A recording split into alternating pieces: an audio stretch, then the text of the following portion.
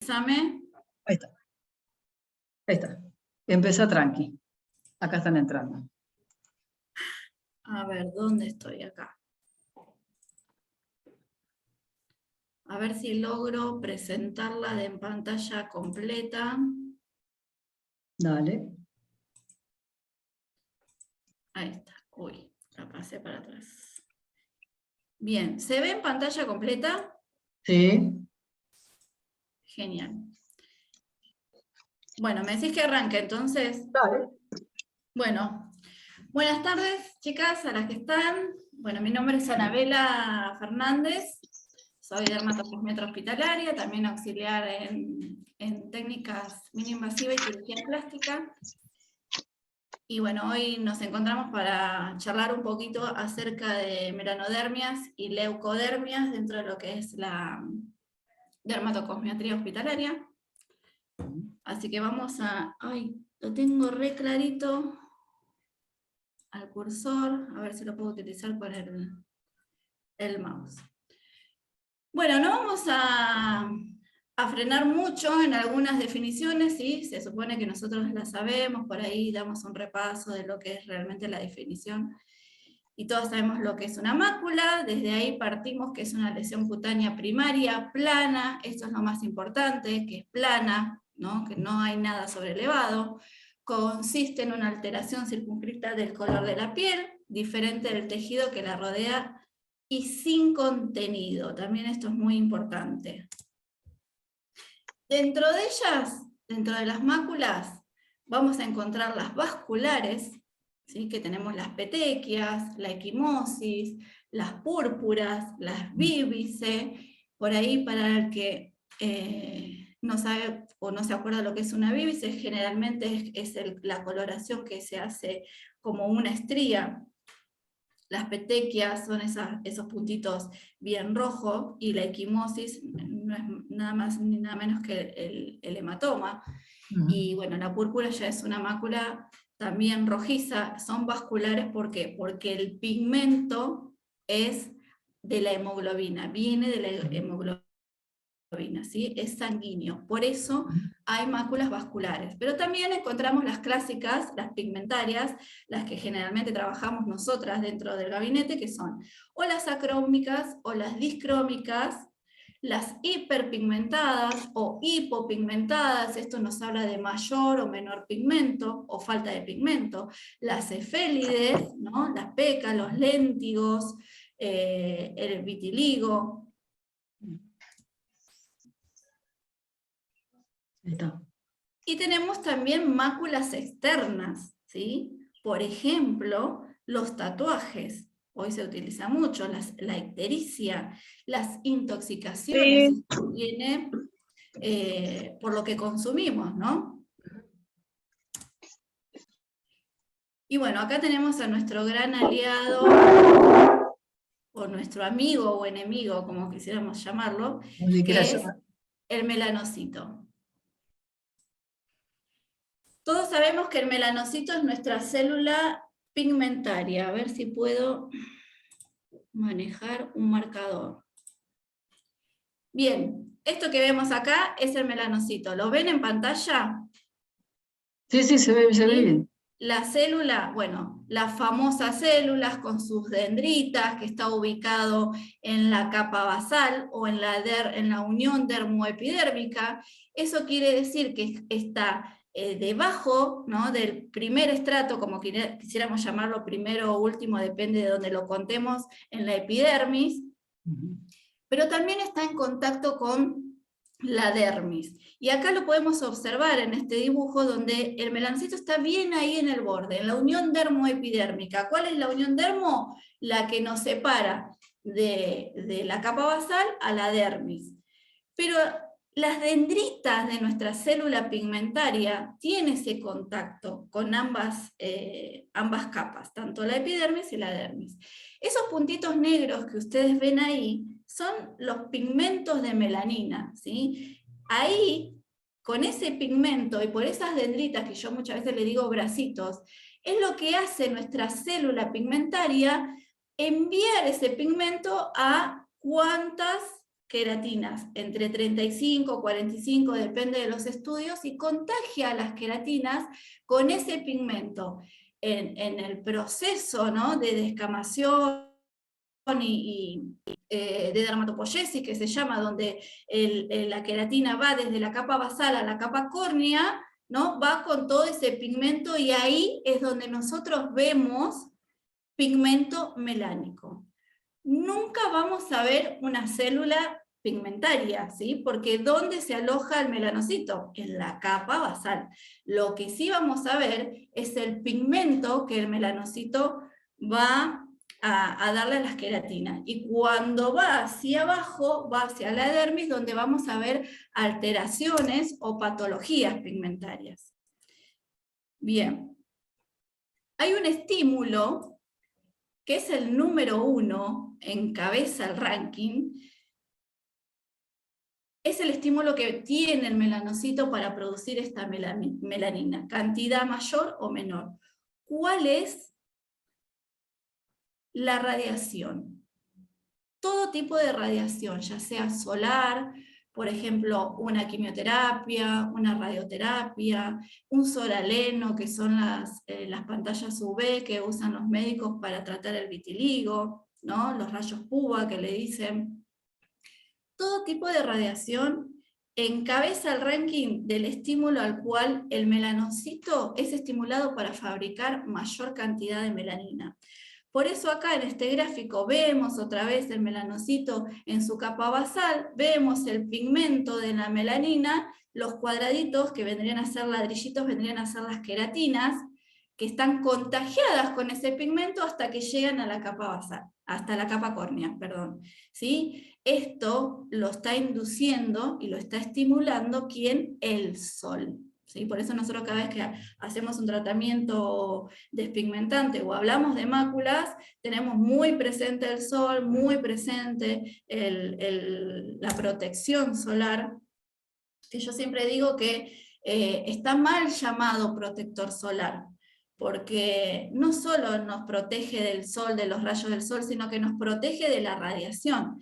De hecho, si nosotros leemos, ¿no?, un protector solar nos protege de la radiación UVA y UVB. ¿Sí? Hoy tenemos otros rayos lumínicos, que son los rayos de luz azul, como las pantallas, algunas luces LED, y también producen una radiación. El uso del celular, estar constantemente haciendo esto o haciendo esto, nos vemos afectadas también por esa luz. Y es importante usar el protector solar en un día nublado, en un día que llueva, porque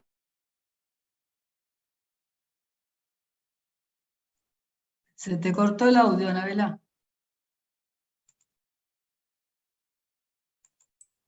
ahí está. ¿Se me activó? Sí, sí. Genial, no sé qué habré apretado capaz. Ah, no, vos silenciaste a... Ah, sí, puede ser. Sí, silenciaste a mí. Perdón. Bien, bueno, no sé hasta dónde se me escuchó, pero aconsejaba, recomiendo el uso del protector solar, y es algo que tienen que recomendar a todas sus pacientes, hagan o no hagan un tratamiento facial o de piel. El uso de protector solar es importantísimo, así esté nublado o llueva, eso es lo que decía, porque al estar en contacto todo el tiempo con estos rayos lumínicos, también los melanocitos van a ser estimulados. Acá yo les traje algunas fotos para que ustedes puedan ver una mácula vascular. Acá tenemos varias máculas vasculares. Acá tenemos la purpúrea. A ver si tengo acá. ¿Ustedes ven el cursor? Sí, ahí. Sí, sí, sí, se ve. Bien, esa es una mácula purpúrea, ¿sí? Abajo tenemos una mácula eritematosa, más común para nosotros por ahí al verlo dentro del gabinete, ¿no? A veces vemos estos eritemas, y tenemos una mácula vascular, que son estas telangiectasia, ¿sí? Son esas pequeñas, nosotros lo vemos como una mancha. Bueno, ahí ¿qué tenemos? Pigmento vascular, ¿sí? Ahí, acá hay un capilar que se rompió, ese vasito, ¿no? Hay un derrame de sangre. Y en la mácula eritematosa vemos un aumento de flujo sanguíneo, por eso lo podemos ver de color rosado. Bien. acá vemos máculas melánicas, ¿sí? Acá tenemos una mácula hipopigmentada y una hiperpigmentada. ¿Cuál es la diferencia de ambas? La palabra nos dice, hipo es cuando tenemos menor pigmento, cuando tenemos mayor pigmento o cuando tenemos distintos colores de pigmentos. Fíjense que en la mácula hipopigmentada nosotros vemos más ciertas máculas acrómicas, ¿sí? Como que acá nos falta un poco más de color, ¿no? Diferenciándolo al tejido circundante, como decía la definición de mácula. Si yo observo el tejido circundante a esa mácula, puedo decir que es acrómica, ¿sí? Es una placa, una mácula hipopigmentada. En la mácula hiperpigmentada veo diferentes tonos. Veo marrón clarito, veo marrón oscuro, veo blanco, ¿sí? Es una hiperpigmentada. No significa que solo hay un aumento de pigmento, sino que también hay una diferencia de colores, de pigmentos. Y estas eran las máculas externas. Fíjense cuando yo les dije los tatuajes. En esta dermopigmentación ustedes me van a decir, bueno, por ahí no tiene pigmentada, nosotros estamos acostumbrados a ver cejas hiperpigmentadas, pero en muchos países se acostumbra y está de moda últimamente pigmentarse pecas. Estas pecas que tiene esta chica es una dermopigmentación, ¿sí? Ella se tatuó las pecas porque le gusta o no sé, por tendencia, y hoy está en tendencia, lamentablemente, hacerse una dermopigmentación haciéndose pecas, ¿sí? Esto es una mácula externa, ¿bien? Y después tenemos la ictericia, que es el aumento de bilirrubina. Por eso compara una piel normal y una piel con ictericia. Generalmente suele ocurrir cuando hay alteraciones hepatológicas o renales, ¿sí? La piel se vuelve más amarillenta. Tenemos estas manchas también de pigmento melánico, y ¿se acuerdan que yo les dije que cuando el melanocito va hacia la dermis, produce otro tipo de mácula? Y estas son las máculas de nacimiento, ¿sí? Muchos de nosotros lo tenemos, o generalmente suelen estar en fototipos de medios a altos, que a veces decimos que son antojos, o bueno, vienen genéticos de los padres, ¿sí? Son las manchas mongólicas o azules, se les llaman, así son de nacimiento. Este tipo de máculas no recibe tratamiento, ¿sí? Es natural del pigmento de la piel y van a permanecer durante toda la vida en la persona. Para hacer un repaso de cómo funciona la melanodermia o la leucodermia, es necesario que sepamos el proceso, ¿no?, de pigmentación o de pigmento del melanocito. Y por eso le traje este cuadro, que lo vamos a hacer lo más breve posible. Tengo acá la pantalla, a ver si la puedo sacar. Ahí está. Bueno, en el cuadro de la izquierda vemos otra vez un melanocito pintado de celeste, ¿no?, con sus dendritas. Arriba de cada dendrita vemos las queratinas con su núcleo en cada una de ellas. Y dentro del melanocito, como toda célula, nosotros sabemos que cada célula tiene su núcleo, tiene su citoplasma, y dentro del citoplasma vamos a encontrar el aparato de Golgi, los retículos endoplasmáticos, ¿sí? Todo lo que sabemos de la célula. ¿Cómo trabaja este melanocito? Empieza a generar su pigmento gracias a un estímulo, ¿sí? Acá tenemos el núcleo, el melanocito, y acá empezamos a tener esa enzima que es la tirosinasa, ¿sí? ¿Dónde se produce? En el retículo endoplasmático rugoso. Esta enzima, que es la tirosinasa, se va a transmitir por el aparato de Golgi como un canal, como una vía, para poder generar el pigmento. Si nosotros nos fijamos de este lado, ¿sí? Dice que se acumula en vesículas. ¿Cuáles son estas vesículas? Quiere decir que este melanocito empieza a fabricar el pigmento, pero primero, para hacer pigmento, es una enzima, y esa enzima es la tirosinasa, muy nombrada dentro de nuestro tratamiento. Incluso a veces leemos productos que dicen que actúan sobre la tirosinasa, ¿sí? Presten atención a esto. Porque, ¿qué quiere decir? No es lo mismo trabajar con un producto sobre la piel que me trabaje en el pigmento melánico, que es acá arriba, ¿sí? Donde ya llegó lo último, donde está en la capa córnea, cuando trabajo con un producto que dice que tiene incidencia sobre la tirosinasa, ¿sí? Entonces me quiere decir que estoy trabajando con un producto que llega o que produce alguna reacción con esta enzima, de donde comienza el círculo.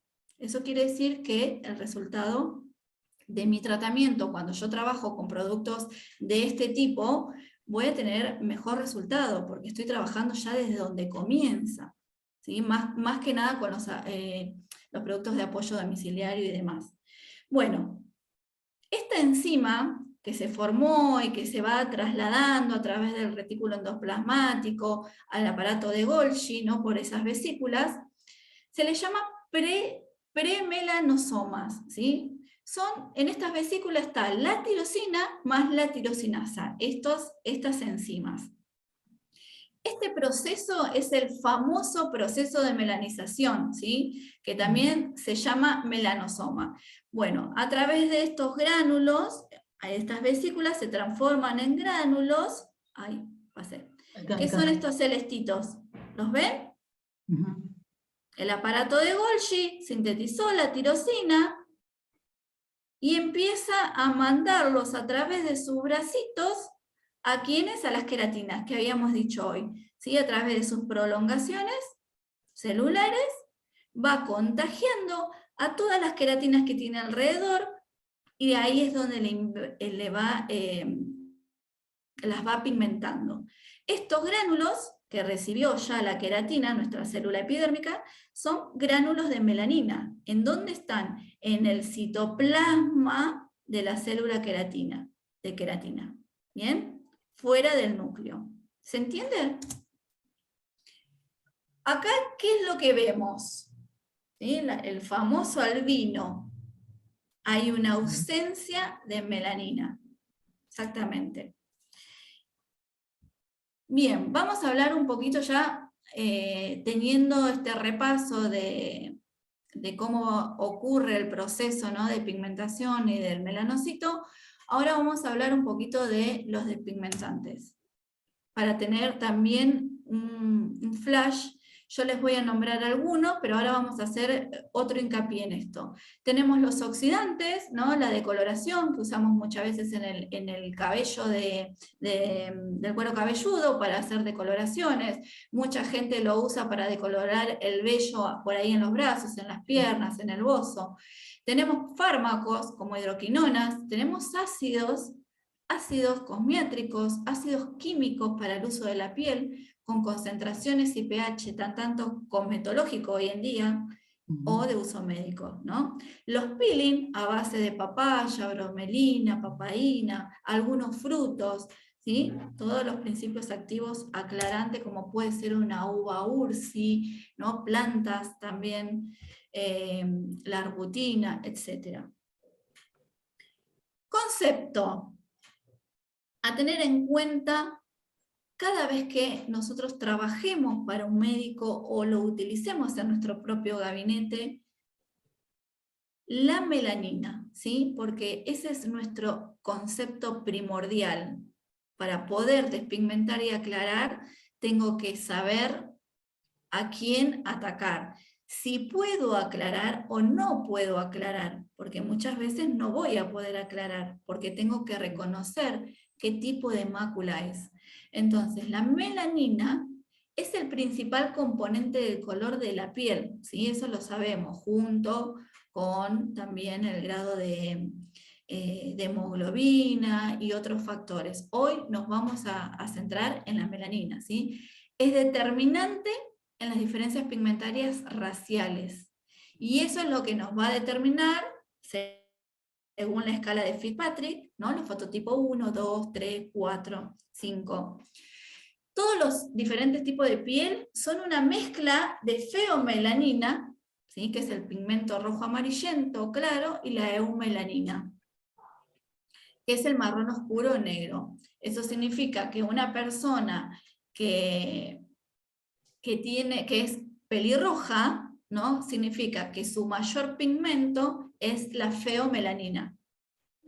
Una persona castaña, de piel un fototipo 3 o 4, tiene mayor incidencia en lo que es la eumelanina, ¿sí?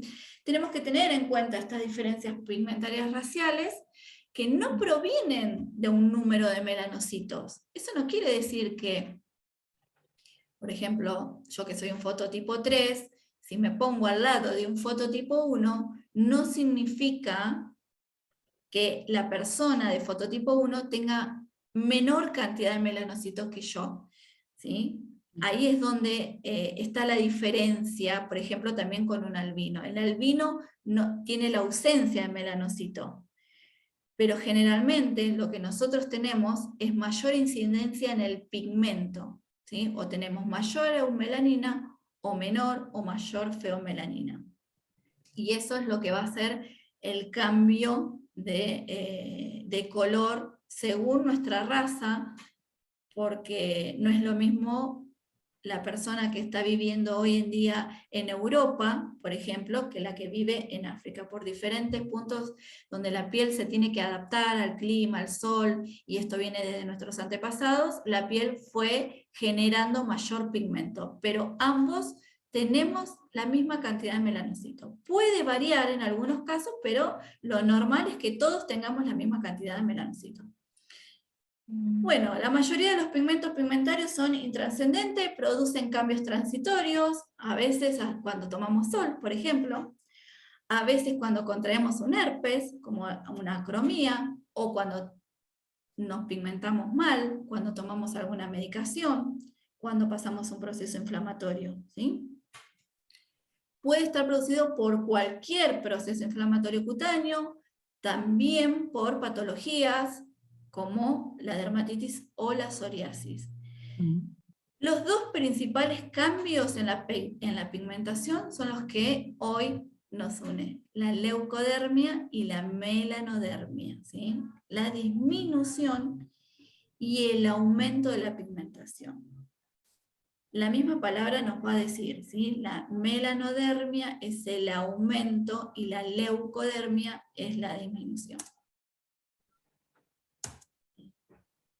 Bien, entonces comencemos por las leucodermias. Como dijimos recién, es la disminución de la pigmentación. Uno de los conceptos erróneos más generalizado es etiquetar cualquier lesión acrómica como una infección fúngica. Chicas, yo a partir de acá les puse las lesiones, ¿no? o las patologías que se presentan, que generalmente se van a ver en un ambiente hospitalario, ¿verdad?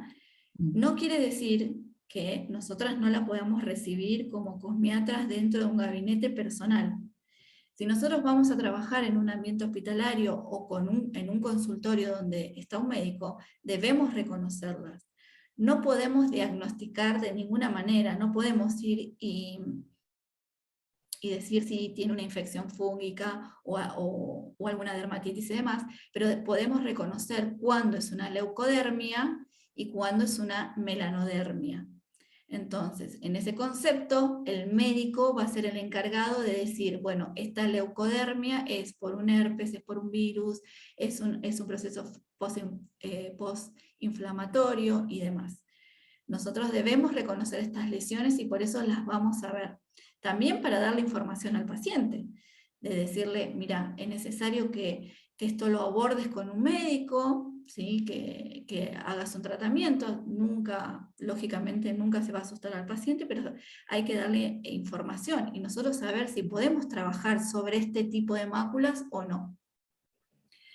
Así que generalmente una leucodermia, nosotros estamos acostumbrados a decir que es una infección fúngica porque son esos pequeños honguitos que aparecen después del sol.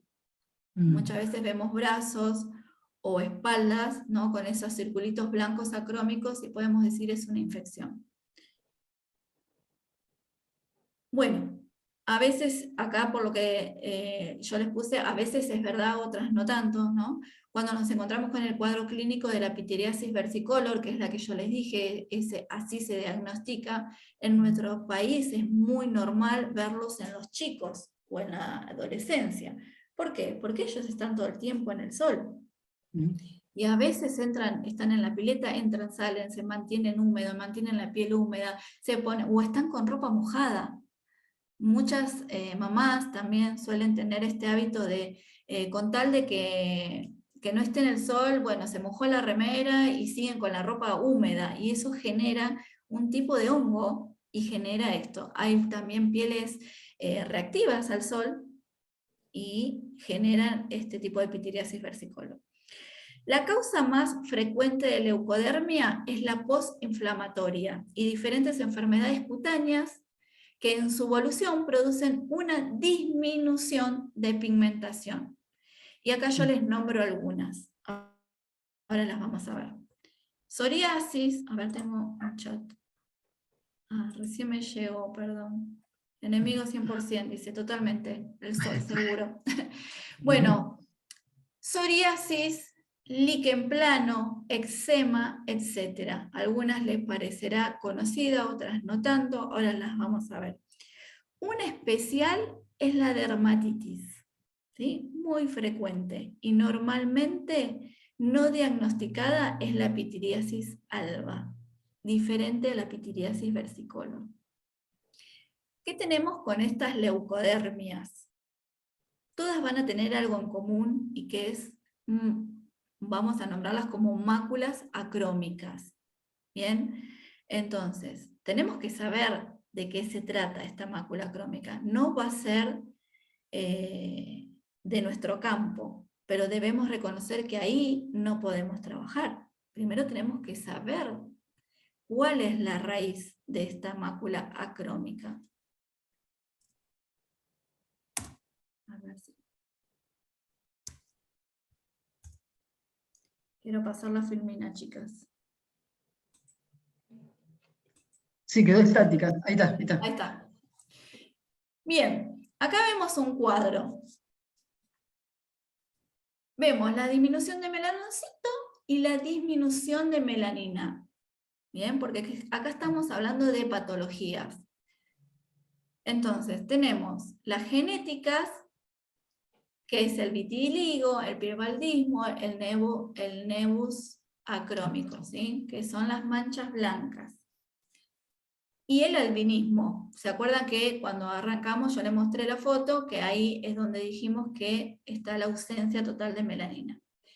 También tenemos la química medicamentosa, le digo, que es a causa de medicamentos, ¿sí? Por ejemplo, la hidroquinona, los fenoles, los corticoides, tomas de cloroquina o algún tratamiento, las arsenicales, las intoxicaciones.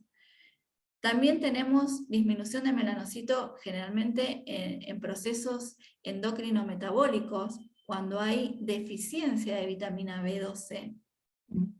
Fíjense que esto también es importante reconocer hoy, después del, vamos a decir, post-COVID o post-vacuna, todos nuestros pacientes deberían tener una visita a su médico y hacer un chequeo y un estudio sobre cómo están de sus vitaminas.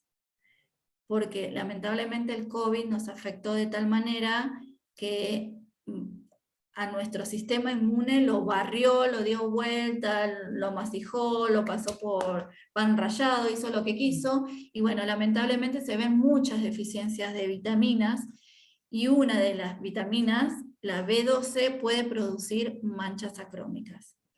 También el hipertiroidismo, ¿sí? O la mala absorción intestinal, las personas que siempre están con alguna molestia intestinal, colon irritable y demás, pueden llegar a producir este tipo de máculas. Entonces no siempre es a causa del melanocito, sino que hay otro factor que hace que el melanocito fabrique menos pigmento y empiece esta mácula acrómica. También las inflamaciones, ¿no? El vitiligo en algunas formas, el líquen escleroso. Bueno, hace muchos años ya no se ve, ahora empezó a verse en algunos países la lepra, la pitiriasis versicolor, la pitiriasis alba, los eczemas y la famosa psoriasis. Y acá yo les traje algunas fotitos. Bueno, el vitiligo todos los conocemos. Son esas máculas acrómicas que se presentan generalmente en cara y manos, pero la podemos ver en todo el cuerpo. Tenemos el piebaldismo, que son esos mechones que son como lunares de falta de melanina, que generalmente se da en el cabello. Fíjense en la foto de esta mamá, que lo tiene y genéticamente lo trasladó a su niño. Fíjense que tienen el Mismo lugar. Claro, como un lunar, digo yo siempre, un lunar blanco. Bueno, vemos el nebus acrómico. Fíjense que hay acá abajo, a ver si lo puedo ver. ¿Ven el cursor ustedes? Sí, sí. Bien. Acá vemos el nebus y en su entorno es un lunar acrómico. En vez de ser pigmentado, es acrómico. ¿Bien?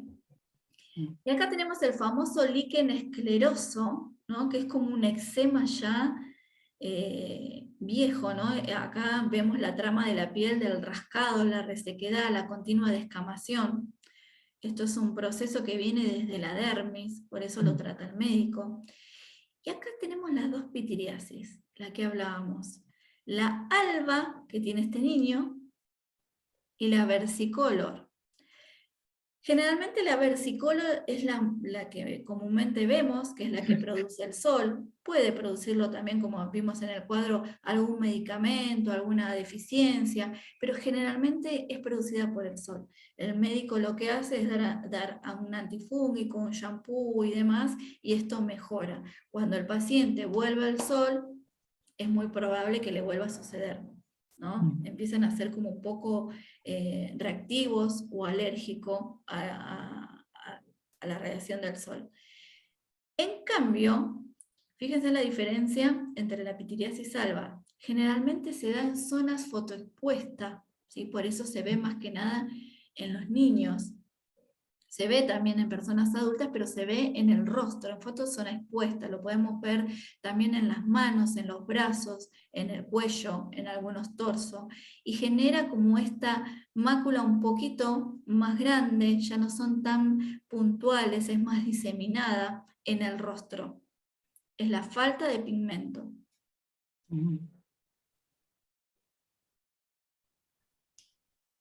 Bien. Y ahora vamos a ver un poquito de melanodermias para compararlas, ¿sí? Habíamos dicho que leucodermia era la disminución, entonces la melanodermia era el aumento, ¿sí? De pigmento cutáneo.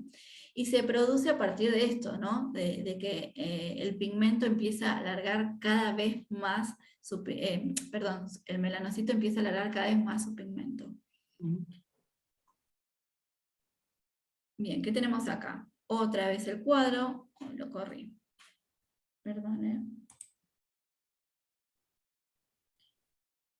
Bien, el aumento de melanocito, el aumento de melanina. Chicas, yo les traje, como dice acá, las principales melanodermias, las más comunes, las que vemos en nuestra zona, en nuestro país, pero hay muchísimas otras, obviamente, que son de diagnóstico médico, pero esto es lo más normal que nosotros podemos recibir en nuestro gabinete. Perdón, que me suena el teléfono.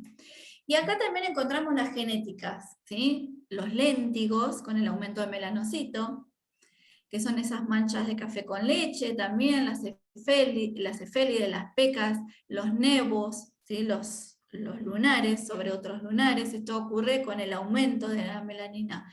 Las físicas, que son los bronceados, y el aumento de melanina nos produce es producido por los rayos UV o la radiación térmica. Ahora sí. Bueno, gran pregunta. ¿Nosotras podemos tratar eficazmente las pigmentaciones cutáneas con preparados tópicos? ¿Ustedes qué piensan? ¿Sí? ¿No? A veces hay una controversia acá. Muchos dicen que no sirve para nada un tratamiento despigmentante, otros que funcionan muy bien. Y bueno, a veces funciona, a veces no. ¿Y cómo podemos saber si va a funcionar o no va a funcionar? Es importante reconocer y leer y estudiar la mácula que se nos presenta para saber si la podemos tratar o no. Lógicamente que lo que vimos hasta ahora solo se va a ver en un ambiente hospitalario y se va a tratar en un ambiente hospitalario. Lo podemos ver dentro del consultorio de un gabinete estético, pero no las vamos a poder tratar. Entonces, ¿cómo hago un diagnóstico y una evaluación de mis máculas o de las máculas que llegaron a mi camilla? Entonces, lo primero que me voy a tener que preguntar es si es melanocítica o no melanocítica. Melanocítica, obviamente, viene del melanocito, o sea que me está dando un pigmento amarronado, ¿no? Melanocítica me va a dar un pigmento melánico. No melanocítico me va a dar un depósito de otras sustancias, que fue las que nombramos. Los tatuajes, los fármacos, ¿sí? La hemoglobina. Esas son las no melanocíticas. Bueno, ¿cuál es la clínica de estas máculas? Son hipercromías ligadas a una hiperactividad melanocitaria. Melanóticas, por ejemplo, las cefélides, el melasma, el léntigo solar. ¿Sí? El melasma, recordemos que es generalmente dado por hormonas, en una alteración, en un embarazo, puede ser. El léntigo solar se produce por exposición solar. Y también hay hipercromías con proliferación melanocitaria, también melanocíticas, como son los nevos. Los lunares no los podemos tratar, pero es una melanodermia. Hipercromías por interacción de la radiación solar con zonas de piel expuestas, entonces las vamos a dividir en dos grupos, melanocíticas y no melanocíticas. ¿Cuáles dicen ustedes que podemos llegar a tratar? Y las que en realidad nos sirve y nos gusta que nos lleguen para poder tener un buen resultado y hacer un buen tratamiento y meter mano ahí, ¿no? con toda la información y la experiencia que tenemos, son las melanocíticas. Bueno, ¿qué las produce?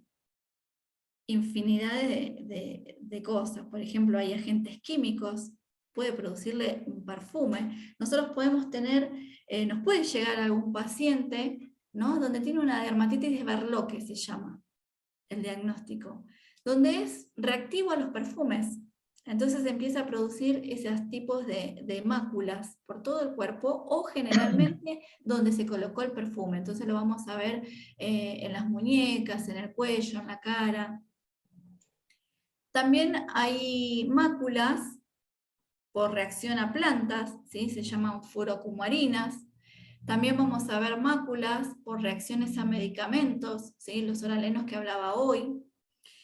Y la luz de Wood es la que más nos va a ayudar a reconocer las pigmentaciones. Mucho se habla también de la luz de Wood y muchos podemos decir nos sirve o no nos sirve.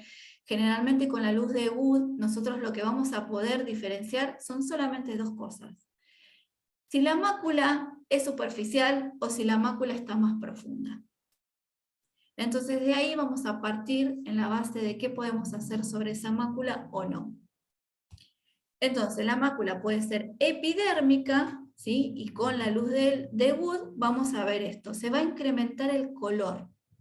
Cuando nosotros vemos sobre un paciente, ponemos la luz de Wood, cuando la mácula se ve muy oscura, es porque está muy superficial.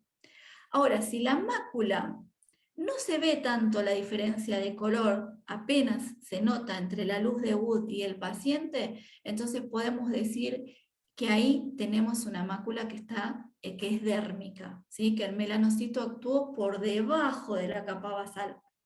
Y esa es la mácula que nosotras no vamos a poder tratar. Podemos ayudar, ¿sí?, al proceso, a que no se siga pigmentando y demás, pero no vamos a poder tratar. Pero todo lo que tenga el proceso de queratinización, nosotros ahí podemos trabajar. ¿Bien? Las hiperpigmentaciones que pueden beneficiarse de un tratamiento tópico son, acá les nombro, los léntigos, ¿sí?, esas máculas solares, léntigo simple, léntigo solar, el melasma, también conocido como cloasma, hoy se los nombré en el embarazo, la melanosis por fotosensibilizantes, las cefélides, esas pecas, muchas pecas que hay, generalmente las personas que son pecosas no las quieren, y las que le faltan pecas las quieren. Ahí estamos como con el pelo lacio y el que quiere rulos. Pero bueno, podemos trabajar el contorno de esas pecas, porque generalmente la persona que tiene muchas pecas empieza a tener hiperpigmentación por afuera de las pecas, empieza a mancharse, ¿sí?, por esta incidencia del aumento o el estímulo de melanina. Y es ahí donde nosotros podemos trabajar en realidad. ¿Se entiende? La hiperpigmentación postinflamatoria que es dada ya sea por algún medicamento o por algún trauma. Por ejemplo, me ha pasado de un paciente que tuvo un accidente con la moto, y bueno, no solamente pigmentó la cicatrización por mala cicatrización, sino que todo el proceso hizo que le quedara una mácula en el lugar donde él estaba accidentado. También puede ser por estrés. Me acuerdo una vez que fui corriendo al dermatólogo porque me había salido una manchita, creo que de este lado, y yo decía, ¿cómo puede ser que a mí me salga una mancha con todo lo que cuido mi piel? Y la respuesta fue, bueno, estás muy estresada. No me lo dijo de esa forma, pero me dijo, bajá la locura y listo. Bueno, ¿qué hago con la mácula? Dije, no le pongas nada, nada.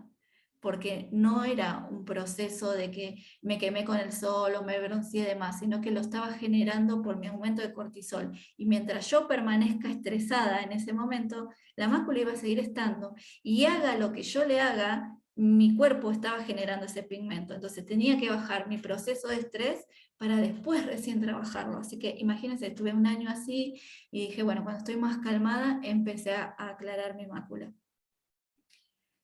Bueno, lo que nos interesa, ¿cuáles son los principales principios activos despigmentantes? ¿Sí? Nosotros hablamos de pigmento, así que vamos a hablar de despigmentantes. Y tenemos dos. Tenemos los inhibidores enzimáticos de la tirosinasa, ¿se acuerdan que hablamos al principio? Por eso se los nombré, porque ahí es donde me interesa trabajar. Porque si yo quisiera trabajar el pigmento melánico de la capa córnea, le doy un renovador celular a la persona, donde todos los días, todas las noches va a hacer ese proceso de descamación y solamente estoy largando desde las células muertas y sobre la capa córnea el pigmento. Pero en realidad a mí me gustaría trabajar más adentro, ¿sí? Llegar desde el principio, desde donde puedo. Entonces voy a generar y voy a trabajar sobre la enzima de la tirosinasa. Y tenemos dos opciones, trabajar con los enzimáticos y los no enzimáticos, ¿sí? Y acá les nombro alguno, esto les va a quedar a ustedes, así que tenemos el ácido ascórbico, el cógico, el fítico, son muy conocidos por nosotros, ¿no? Lo trabajamos en gabinete, el tióptico, la arbutina, el ascorbilfosfato sódico, la hidroquinona, que ya más bien hoy en día se puede pedir solamente con farmacia, con receta médica, ¿sí? El extracto de aceite de mosqueta, el extracto de vegetales, algunos flavonoides, y los no enzimáticos son acelaico y lipoico. Yo les voy a contar un poquito qué es una enzima, para que ustedes entiendan por qué es enzimático y no enzimático. La enzima es un catalizador, es algo que aumenta la velocidad de reacción química. Entonces, yo puedo, justo acá tengo una cuchara porque me estaba preparando mi colágeno, chicas. Yo tengo mi colágeno acá y tengo mi cuchara, ¿no? Hice mi reacción química del agua con el colágeno. Ahora no se disolvió el colágeno, entonces yo agarro mi cuchara y empiezo a revolver. ¿Qué produzco? Una velocidad de reacción y produzco que esto se una. Esta cuchara vendría a ser mi catalizador, ¿sí? Vendría a ser mi enzima. Eso es lo que es una enzima. Explicado así a nuestro lenguaje vulgar, digamos. Pero eso es lo que produce una enzima, ¿sí? Es un catalizador de velocidad de reacción. Entonces, ¿yo qué voy a hacer? Mi ácido kógico es un inhibidor enzimático de la tirosina. O sea que lo que yo voy a hacer es acelerar un proceso para que la tirosina no empiece a largar pigmento melánico. Voy a trabajar ahí en el fondo. Bien, en alguna de las partes, quizás no llega al retículo endoplasmático, pero puedo trabajar desde el aparato de Golgi. En algún momento voy a hacer que reaccione, ¿sí? Bien. Y tenemos sinergizantes también, ¿sí? Que aceleran. Entonces, o sea que puedo hacer el proceso más rápido todavía. ¿Cuáles son los principios activos? El ácido retinoico. Miren chicas, se está hablando mucho de hace últimamente unos, creo que 4 o 5 meses, y más también, pero ahora es como más contundente, lo podemos ver casi en todas las farmacias magistrales y en muchos laboratorios, donde nosotras, por una ley de la ANMAT, por una regulación, las cosmetólogas ya no podemos hablar de porcentajes, ¿no? Las cosmiatras ya no podemos hablar directamente de porcentajes, porque se sabe que nosotros podemos trabajar entre un 10% y hasta un 20%. Pero como vamos a ser cosmiatras hospitalarias, debemos tener un conocimiento de lo que el médico trabaja, ¿no? Para saber qué es lo que está trabajando y qué es lo que se utiliza. Lo mismo cuando llega un paciente a nuestro consultorio y nos hice un peeling médico, me puso tal cosa, no van a saber las concentraciones, pero ustedes sí las van a saber. Entonces, hoy la verdad que si yo me tengo que regir por esa normativa de la ANMAT y demás, no podría dar una clase hablando de porcentajes. Esto todavía es muy reciente, pero yo se los pongo acá para que ustedes la sepan, no para que ustedes la empleen, ¿sí? Ustedes no pueden emplear algunas de estas cosas en ciertos porcentajes. El ácido retinoico se utiliza en 0,02% al 0,01%, se puede utilizar entre el 2 y el 5% también, porque si no pierde su estabilidad como molécula, siempre se utiliza en pH altos. Los AHAs, los famosos AHAs, ¿no? Que son los alfa-hidroxiácidos, el glicólico, el láctico, el mandélico, el tartárico, se usan entre un 5 y 15%, ahí nosotros podríamos utilizarlos tranquilamente. El ácido salicílico entre un 3 y un 6%. Y bueno, y acá nos nombra otro fármaco, ¿sí? También las corticoides. Esto nosotros no lo podemos hacer, chicas, ¿sí? No podemos darle a un paciente una hidrocortisona o una betametasona, ¿sí? O una dexametasona. Esto ocurre, por ejemplo, cuando hacemos o hacen, ¿no? Algún peeling mal hecho, un exceso de radiofrecuencia y demás, donde la paciente se puede hiperpigmentar, van a un consultorio médico y el médico le va a dar esto. Uno de los tantos. ¿Cuáles son los supresores no selectivos de la melanogénesis? El ácido glicólico, por ejemplo, del 8 al 10%, y los nuevos polihidroxiácidos, que es la gluconolactona, en estos porcentajes. ¿Bien? Bien, yo hasta acá creo que no tengo nada más.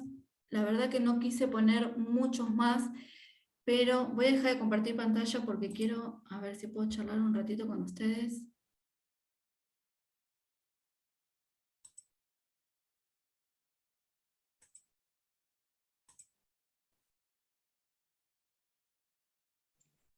Ahí ya está, ya saliste. Bien, bueno. Yo sé que cada vez que hablamos de máculas y de hiperpigmentaciones nos surgen un montón de dudas porque nosotros lo que queremos es lograr el éxito en nuestro consultorio, en nuestro tratamiento para lograr despigmentar.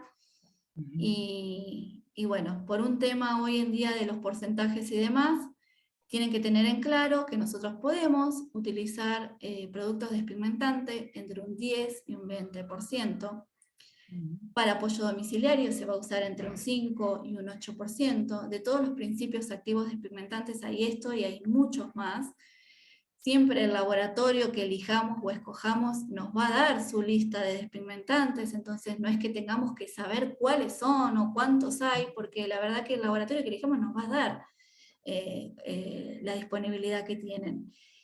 Y también hay otra cosa muy importante, que es la injuria de la piel. Porque si yo utilizo un ácido fuerte o un despigmentante fuerte, dentro de nuestro organismo se va a producir una alerta, ¿sí? El sistema inmunológico va a despertar una alerta con esa reacción. Y se va a producir un disparador que son inflamatorios, ¿sí? Un disparador de citoquinas. Eso va a hacer que también nuestros glóbulos blancos actúen, nuestros linfocitos. Entonces, al producirse una cascada inflamatoria por debajo, podemos alterar el melanocito. Y ahí otra vez producimos una mácula. Por eso podemos llegar a ver en fotos, ¿no?, cuando se hacen un peeling y las personas empiezan a estar o hiperpigmentadas, con máculas más oscuras o acrómicas, ¿no? Se ve mucho con el tricloroacético. Cuando el profesional no tiene conocimiento del uso del tricloroacético, dice, bueno, no hace nada, es tenue, lo uso bajito, pero el tricloroacético y el glicólico, el ácido glicólico también, pueden llegar a dejar secuelas acrómicas. Entonces hay que tener el conocimiento de utilizarlos, y no hay que utilizarlo en dosis elevadas, porque puedo producir el efecto contrario. Al final quería despigmentar, uy, estoy hiperpigmentando o haciendo otro tipo de lesión. Entonces, hoy la tendencia es no inflamar la piel. Nosotros decimos, el eritema en un peeling es normal, entre comillas, no es tan normal, porque donde hay un eritema por debajo hay un liberador de citoquinas, hay inflamación, y esa inflamación hace que otra vez se dispare todo esto y volvamos al círculo, ¿sí? Entonces, la tendencia y la reglamentación es de por qué nosotras debemos hacer estos tratamientos despigmentantes en dosis bajas.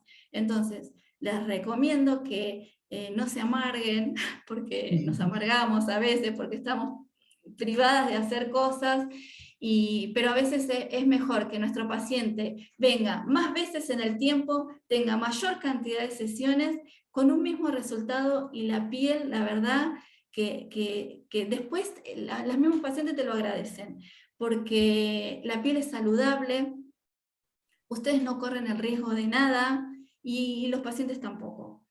Así que no sé si tienen alguna consulta. Pregunten tranqui.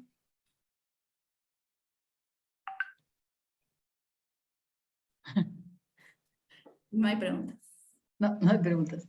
Yo la verdad que siempre, y hoy en día a veces me quiero informar más sobre la mácula, y hay tantas cosas que podríamos utilizar porque hay de todo en el mercado y a veces no sabemos cómo usarlas, pero al hablar de melanodermias o leucodermias o hiperpigmentaciones o hipohipigmentaciones, a mí me encanta porque se puede trabajar y se puede tener resultados exitosos.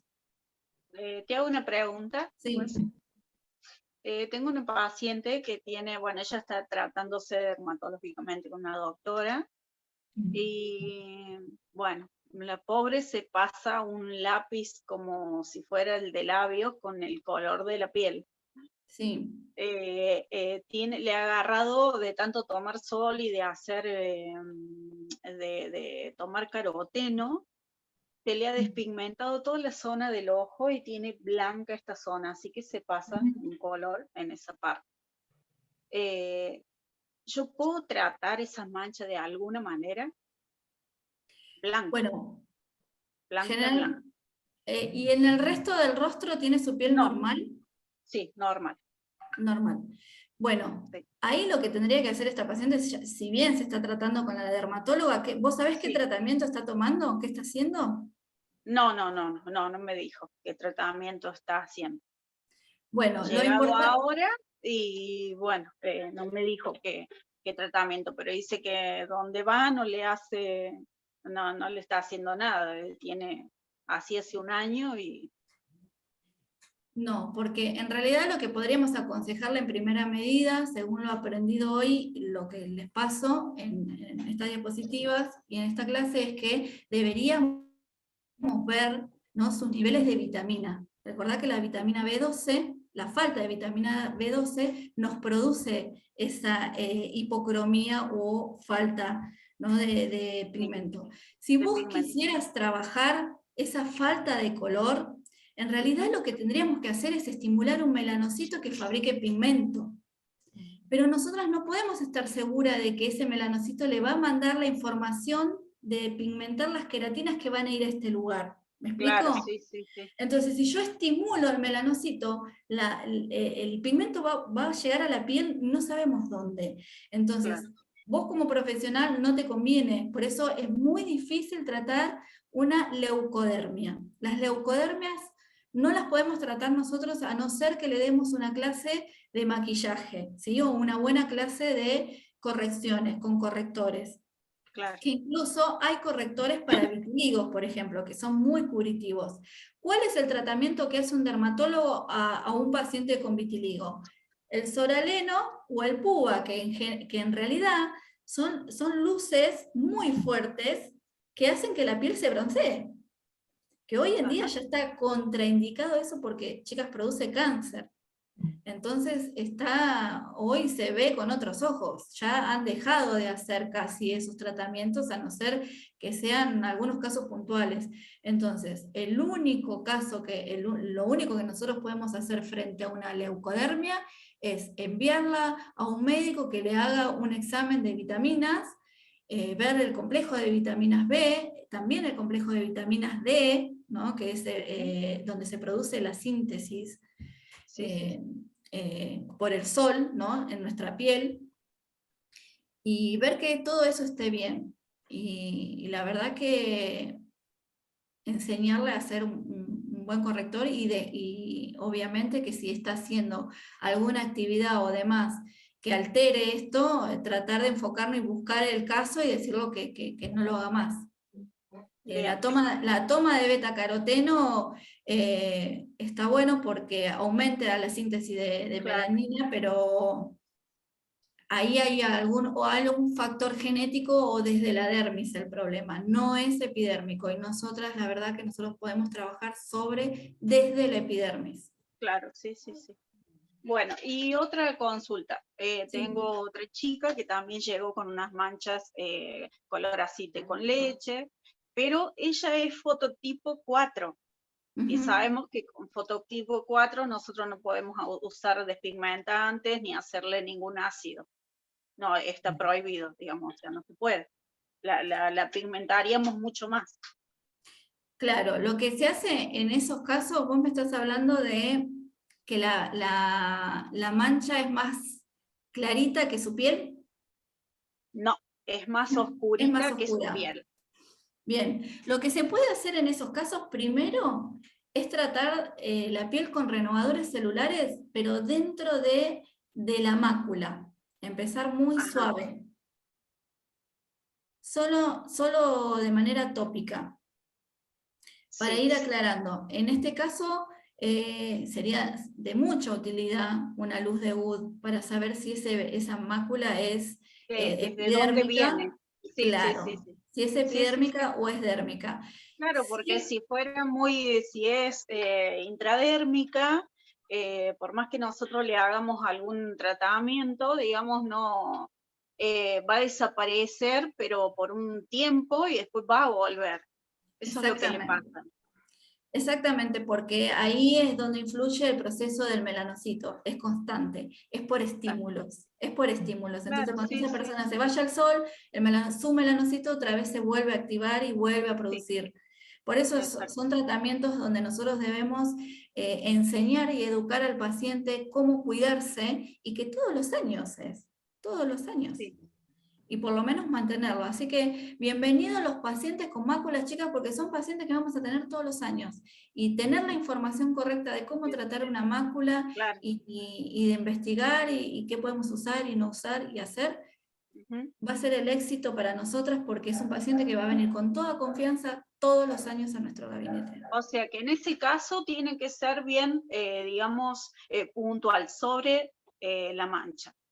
Exactamente. Cuando es fototipo alto, que no podemos usar ningún ácido que Ojo que a penetre un veces, poquito más adentro. ojo que a veces los fototipos altos suelen de tener a veces la piel engrosada, ¿sí? Faltas de exfoliaciones y demás, deshidratación, entonces se puede dar un renovador celular en todo el rostro. Y quizás poder trabajar con algo más suave, empezar con algo más suave, como una uva ursi, por ejemplo, un mandélico muy bajito, un suero con mandélico al 2%, por ejemplo, sobre la zona a tratar. Bien. Bien, bien. Acá Lilian te he hecho una pregunta, no sé si la Sí. leíste. Pieles sensibles, rosácea. Sí, se puede trabajar en pieles sensibles y con rosácea con el ácido tranexámico. Siempre, como dijimos hoy, no podemos hablar de porcentajes, pero vamos a hablar para que ustedes sepan que son los porcentajes bajos. Y otra cosa a tener en cuenta es su pH.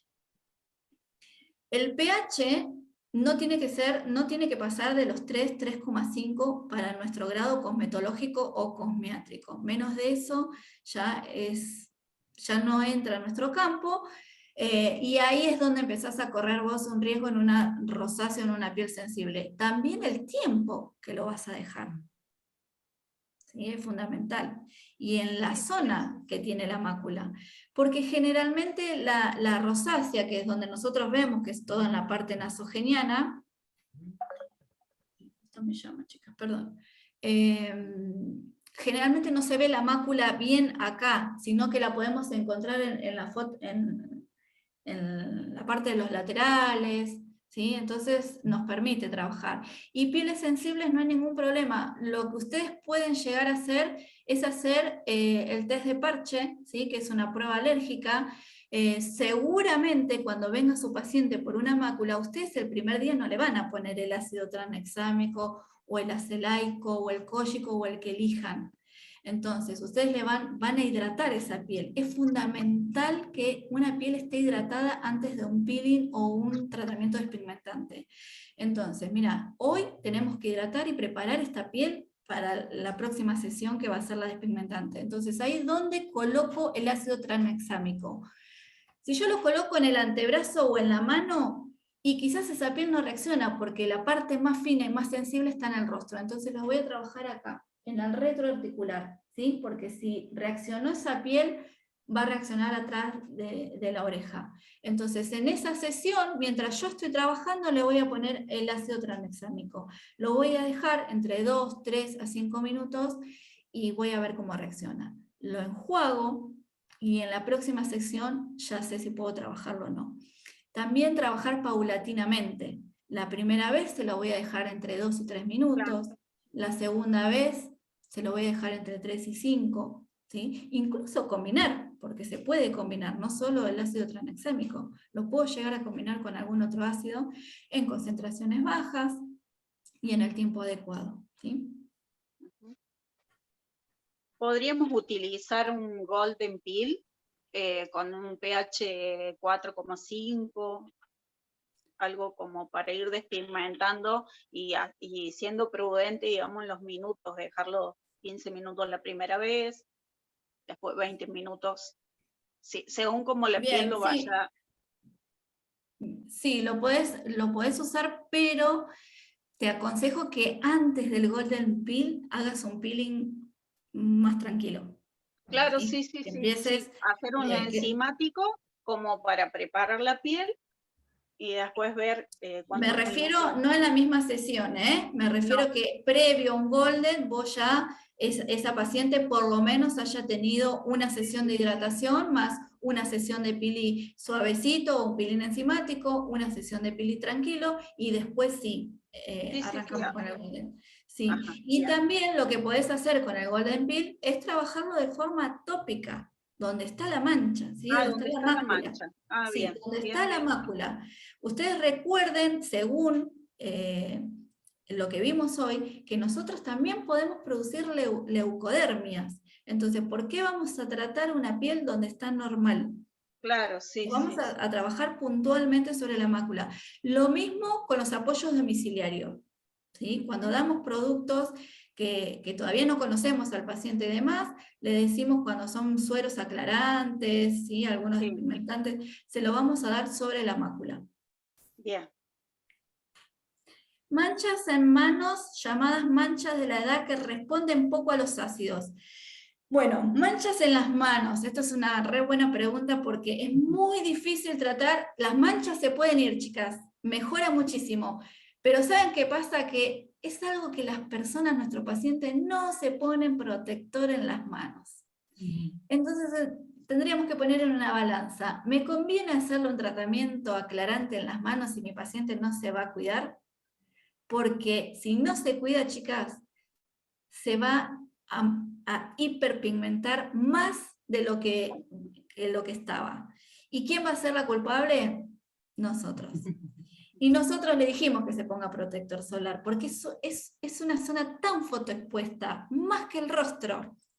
Porque a veces nosotros usamos lentes, ponemos un gorrito, demás, pero las manos es algo que está todo el tiempo, incluso a cosas abrasivas como, por ejemplo, vamos a nombrar lo que se usa acá, ¿no? Un SIF, detergentes, jabones, lavandinas y demás. Entonces, la verdad que funcionan, podemos hacer, incluso ahí nos permite por ahí usar un poquito mayor de concentración de ácido, porque la piel, si bien es finita, es más resistente al facial, pero es una zona donde tendremos que tener en claro que nuestra paciente es una paciente que se cuida muchísimo, que hace los deberes en casa y que va a estar todo el tiempo cuidándose. Imagínense que se lavó la cara y ya se sacó el protector solar. Y Yo lo se tiene que volver a traté, poner. lo traté con Jet Plasma, con Ujú. y saqué todas las manchas de la mano y Sí, quedó divina, quedó re suavecita, la piel nueva, no, hermoso quedó, sí, se muy lindo. utiliza mucho el IPL y el láser también y Sí, funciona eso muy no uso bien. yo, pero esto es fabuloso, Sí, ¿y por qué? Porque tenemos una mancha epidérmica en esa claro. zona. Entonces, la verdad que funciona bien. Lo que sí, tenemos que asegurarnos de que nuestra paciente se Aparte cuide. quedó más firme porque, por ejemplo, de una persona mayor tenemos la piel ya toda arrugadita y bueno, Sí, le quedó mucho más firme y le sacó las manchas. exactamente. Sí, sí, quedan bárbaras. Yo he visto manos tratadas y la verdad que quedan geniales. Pero bueno, tenemos que tener un paciente que sea nuestro alumno Sí, estricto, sí, que haga todos los deberes. sí. Sí, recomiendo guantes hasta para manejar. También podemos recomendarle los fotoprotectores en aerosol para las manos. Y generalmente el paciente que llega preocupado por las manos es porque ya superó los 60 años y recién se acuerda. Sí, Pero si sí, podemos inculcar a nuestros pacientes desde ahora en el cuidado de no solo el rostro, sino el cuello, el escote, porque vamos a ver los léntigos solares después con el año. Yo me acuerdo siempre cuando mi marido, haciendo comparación de rostro de mujeres, me dice, yo me doy cuenta de la edad de las mujeres por el cuello o las manos. Y es verdad, porque tienen Sí. la cara espléndida y acá se le nota claro, claro. en el cuello y el escote el no cuidado de años. Así que es todo un conjunto. Te delata. Sí, sí, pero bueno, es porque es verdad, porque no tenemos nuestro hábito de cuidarnos el cuello, el rostro y el cuello, el escote y las manos de la manera que nos cuidamos el rostro. Mm. Y cuando queremos cuidarnos ya es tarde, o relativamente tarde, porque ya tenemos el léntigo o la elastosis solar y las máculas. Estamos medio tarde. Sí. Bueno, si no hay más preguntitas, terminamos acá y nos vemos el lunes que viene, ¿sí? Bueno, Hoy fue una cualquier, excepción, que justo era feriado. bien, cualquier duda que surja o lo que quieras, Moni, me avisás. Sí, sí, pues yo le paso el contacto a las chicas. Dale, y bueno, ahí tienen el PowerPoint que les pasé, el PDF, así que, Cualquier dudita, dicen. bueno. Gracias, chicas. Muchísimas gracias, Moni. No, está Cuando bien. ustedes quieran, nos vemos. Gracias. Bueno, un Chao. besito grande a todas. Gracias a Chao, ustedes, Ana. éxitos, chicas. Chao, chao. Chao, chao.